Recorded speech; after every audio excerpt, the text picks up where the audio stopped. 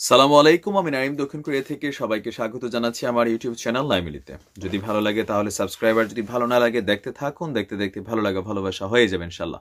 দর্শক, আজকে বিকেলেই সম্ভবত একটা নিউজ করছিলাম ভারতের এক মন্ত্রী নিয়ে। ঠিক এর আগে পিছেই কলকাতার একটা পত্রিকা আনন্দবাজার, অনেকেই চিনেন, বহুল প্রচারিত একটা পত্রিকা, অনেক পুরনো দিনের পত্রিকা। তারা বাংলাদেশকে নিয়ে আবারও এক কঠিন অপমানজনক একটা নিউজ করছে।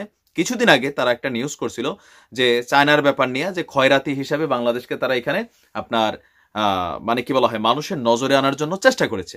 যদিও পরবর্তী সময় তারা ক্ষমা চেয়ে একটা বিজ্ঞপ্তি দিয়েছিল, বিজ্ঞপ্তি না সরি, ক্ষমা চেয়ে তারা একটা আর্টিকেল করেছিল।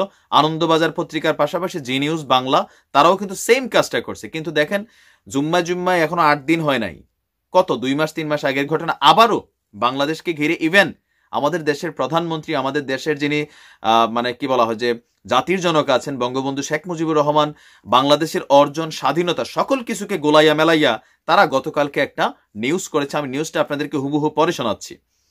তারা এখানে লিখছে 1983 এবং 1996 ক্রিকেট বিশ্বকাপের মধ্যে এক অদ্ভুত মিল।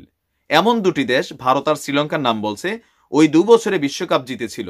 যারা বিশ্বকাপ জিতবে বলে অতি কল্পনাপ্রবণ ক্রিকেট ভক্ত বা ক্রিকেট বিশারদ্র ভাবেনি। আচ্ছা, এই কথাগুলো কেন বলছে এবার আসেন। সম্প্রতি প্রায় তেমনই ঘটনা ঘটছে বিশ্ব অর্থনীতিতে। আন্তর্জাতিক অর্থ ভাণ্ডারের ভবিষ্যৎবাণী, চলতি আর্থিক বছরে পার ক্যাপিটাল জিডিপি বা মাথাপিছু উৎপাদনে ভারতকে ছাপিয়ে যাবে বাংলাদেশ। এইখানে অ্যালার্জি হয়েছে হারামিদের। এরপরে কি লিখছে, সেই বাংলাদেশ, কোন বাংলাদেশ, যাকে 71 সালে পাক শাসনমুক্ত করে স্বাধীনতা উপহার দিয়েছিল ভারত। আপনি চিন্তা করছেন? তাহলে আমরা 30 লাখ লোক মারা গেল কই? এত লক্ষ মা বোন যে ধর্ষণ হলো সেগুলো গেল কই? আমাদের বঙ্গবন্ধু শেখ মুজিবুর রহমান যে আন্দোলন করলেন, জেল খাটলেন, এই দেশের হাজার মায়ের কোল খালি হলো, তারা গেল কই? আচ্ছা, তাদের নিউজটা পড়ে শোনাই। এরপরে লিখছে কি, সেই বাংলাদেশ যার আয়তন পশ্চিমবঙ্গের 1.5 গুণের মতন, মানে কলকাতার 1.5 গুণ আমরা, ওকে, রাজস্থানের অর্ধেকেরও কম, মানে আমাদের আয়তন বুঝাইতে গিয়া বুঝাইছে যে বাংলাদেশের তুলনায় রাজস্থান দ্বিগুণ, ওকে। যে দেশের শিল্প বলতে পোশাক, পুঁজি বলতে কম দামি শ্রমিক। আরে ভাই, আমরা এখনো টয়লেটে হাগু করি, ইংলিশ কমোডে, বাথটাবে গোসল করি, জঙ্গলে লোড়া লইয়া দৌড়াই না, ঠিক আছে? গরিব ভারতীয় গান্ডু, এই পত্রিকা কে চালায় এগুলা? তোমার দেশে দেখো, জঙ্গলে হাগু করতে যাইয়া ধর্ষিত হয় দৈনিক 4 বার। এখনো গর্ভে কন্যা সন্তান জানলে জীবিত জ্বালাই দেয়, এমন ঘটনা ভারতে হচ্ছে। বাংলাদেশে আজকে নারীরা আগাই গেছে প্রত্যেকটা জায়গায়, সরকারি দলের প্রধান থেকে শুরু করে বিরোধী দল স্পিকার, সব জায়গায় আমাদের নারী ক্ষমতায়ন চলছে, আসে বাংলাদেশের তুলনা করতে। তারপরে দেখেন আরো কি লিখছে, এমন উই পোকাই কিনা টপকে যাবে ভারত নামের হস্তিকে। মানে ভারত হচ্ছে হস্তি আর বাংলাদেশ হচ্ছে উই পোকা। আপনি চিন্তা করেন, এদের যে পত্রিকাগুলা, এদেরকে জুতা মাইরা দাঁত দুধ ফালাই দেওয়া উচিত। বেয়াদব ভগল, মানে এদের এগুলো সাহস পায় ওই যে বিজেপির এসব মন্ত্রীরা যখন বাংলাদেশকে নিয়ে এই ধরনের কথা বলে, তো তাদের পত্রিকারা তো সাহস পাবে। আরো কি লিখছে, 56 ইঞ্চির ছাতিকে হারিয়ে দিতে চলেছেন বঙ্গবন্ধু কন্যা। অবশ্যই হারাবে, তো 56 ইঞ্চি ছাতি মুদির ভিতরে কলিজা থাকা লাগবে তো। বঙ্গবন্ধুর রক্ত শেখ হাসিনার গায়ে, যার তার রক্ত না, মুদির গায়ে কার রক্ত? চাওয়ালার রক্ত। আর বঙ্গবন্ধুর রক্ত হইল শেখ হাসিনার গায়ে। তোমার বুঝতে হবে যে ব্লাড, ডিএনএ এগুলা কথা বলে। তারপরে কি লিখছে, চাণক্যের পরাজয় হতে চলছে লেডি অফ ঢাকার কাছে। অবশ্যই হবে। উনার যে রাজনৈতিক প্রজ্ঞা, ক্ষমতা, এটা বাংলাদেশের রাজনৈতিক দলগুলা যেমন বোঝে, আন্তর্জাতিক বিশ্ব বোঝে। বিশ্বের ক্ষমতাধর 10 জন না জানি কতজন লেডির ভিতরে উনি একজন, তোমার বুঝতে হবে।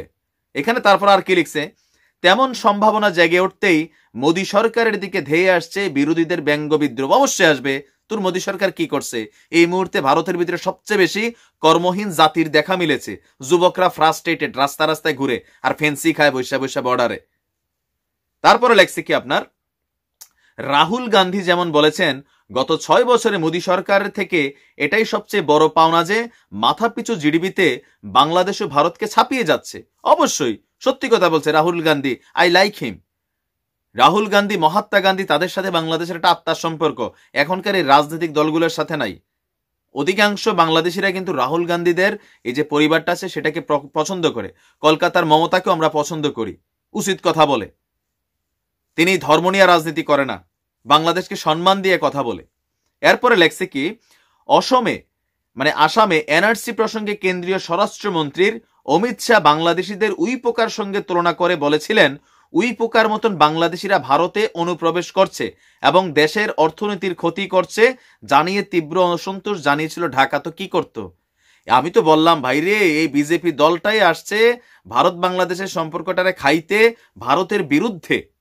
আম বাঙালির পলিটিক্যাল পয়েন্ট অফ ভিউর বাইরে একটা হিউজ পরিমাণ বাংলাদেশের মানুষ আছে, ভারত বাংলাদেশের মধ্যে একটা সম্পর্ক আছে, সেই সম্পর্ককে নষ্ট করার জন্যই এই বিজেপি সরকার লাইগা পড়ে উঠছে, তার কিছু গান্ডু মন্ত্রী সহ। আরো কি লিখছে, আইএমএফ এর পূর্বাভাসের পর শাহের সেই উইপোকা তত্ত্ব নতুন করে সামনে এসছে। অনেকে বলছে সেই উইপোকাই এবার হাতিটাকে টপকে যাচ্ছে। আচ্ছা, হাতি বলতে কি তা বুঝলাম না, মানে দেশের মানুষ বেশি, তারপর হচ্ছে সাইজে বড়, এই কারণেই নাকি? কিন্তু সাইজে বড় হইলে তো সবসময় কাজে দেয় না ভাই, প্রযুক্তি লাগে, রাজনৈতিক প্রজ্ঞা লাগে, জ্ঞান লাগে। এগুলা শেখ হাসিনার ভিতর যা আছে, মোদির ভিতরে তার ধর্মতান্ত্রিক রাজনীতি ছাড়া আর কিন্তু কিছুই নাই। তো এগুলা জ্বললে লাভ হবে না তো ভাই। যদি মাত্র আমাদের ভিতরে খালি পলিটিক্যালি এই মানে বিভাজনটা না থাকতো, তাহলে বাংলাদেশ আজকে সত্যিকার এমন জায়গায় যাইতো যে ভারতীয়রা হাঁ করে তাকাই থাকতি। ভারতের কিছু শহর, কিছু ব্যক্তির কাছে ভাই পুরা পয়সা, অধিকাংশ মানুষ না খাইয়ে এখনো রাস্তাঘাটে হাগে। হ্যাঁ, সমুদ্রের পার যাওয়া যায় না গুয়ের গন্ধে। 2016 সাল থেকে শেখ হাসিনা সরকার জিডিপি বৃদ্ধির হার টানা 7% উপরে ধরে রেখেছে। অবশ্যই রাখছে, আগামীতে 70 যাবে। জলে কেন, তো তোরা কইরা দেখাস না। তারপর লিখছে আপনার যে চলতি অর্থবর্ষে ভারতের মাথাপিছু জিডিপির ঋণাত্মক বৃদ্ধি হবে, মানে কমবে, যা সংকোচন হবে প্রায় 10% কমে যাবে। মাথাপিছু উৎপাদন কমে দাঁড়াবে 1877 আমেরিকান ডলার। কিন্তু কোভিড সংক্রমণের মধ্যেও বাংলাদেশ পার ক্যাপিটা জিডিপি 4% বাড়বে, তারা পৌঁছে যাবে 1888 ডলারে, ভারতের চেয়ে $11 বেশি। অথচ মাত্র 5 বছর আগেও ভারতীয়দের মাথাপিছু আয় ছিল বাংলাদেশিদের চেয়ে 25% বেশি। কিন্তু খেয়াল রাখতে হবে যে আমরা আবারও বলি, আমরা রাজনৈতিক বিভাজনের ক্ষেত্রে আমাদের অন্য দলগুলো আওয়ামী লীগ নিয়ে সমালোচনা করে, আওয়ামী লীগ বিএনপি নিয়ে সমালোচনা করে, কিন্তু জাতীয় ইস্যু স্বার্থে বাঙালি যথেষ্ট অ্যাক্টিভ, এটা খেয়াল রাখতে হবে। বাঙালিদের মধ্যে দেশপ্রেম আছে, দেশাত্মবোধক প্রেম আছে, কিছু আছে এগুলার কথা বাদ দিলে বাদ, কিন্তু বেশিরভাগ মানুষই আপনার করে কি, আমরা সরকারে যেই থাকুক আমরা সমালোচনা করি, কিন্তু কাজের ক্ষেত্রে কাজ করি। সঠিক রাজনৈতিক জ্ঞান প্রজ্ঞা থাকার কারণেই দেশে রাজনৈতিক বিভাজন যতই থাকুক, দেশ কিন্তু আগাই যাচ্ছে, এটা আপনি স্বীকার করতেই হবে। এখন যারা এটা স্বীকার না করে তাদের ভিতরে অনেকে আছে যে পলিটিক্যাল পয়েন্ট অফ ভিউ, আমরা এটা ওইভাবে আলোচনা যাই করি, কিন্তু দেশ তো আগাই যাচ্ছে, মানুষ খাচ্ছে, জীবনযাত্রা উন্নত হচ্ছে, বাড়িতে বাড়িতে বিল্ডিং হচ্ছে, বাথরুম এক বিল্ডিং এ 5টা আমরা বসাইতেছি। ভারতের তারা 5 বাড়ি মিললে এক বিল্ডিং এর জন্য টয়লেট এক প্রেম কথা ছবিয়ে বানায়, বুঝতে হবে। এগুলা বলে লাভ নাই। ভারতের এই পত্রিকাগুলার ক্ষমা চাওয়া উচিত, এদেরকে আসলে বয়কট করা উচিত।